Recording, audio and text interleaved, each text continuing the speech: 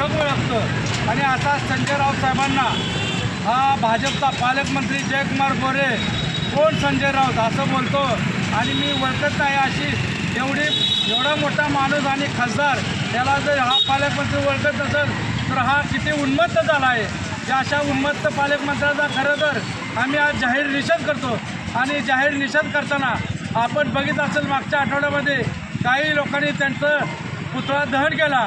म्हणून हा आज खरं तर या भाजप सरकारचा आम्ही निषेध करण्यासाठी आलो आहोत. आणि निषेध करत असताना आज आम्ही संजय राऊतांना पवित्र केला आणि त्यांचं दुधानं अभिषेक केला आणि ते आज पवित्र झाले. खरं तर त्यांनी कुणी दहन करून ते काही संपणारी व्यक्ती नाही.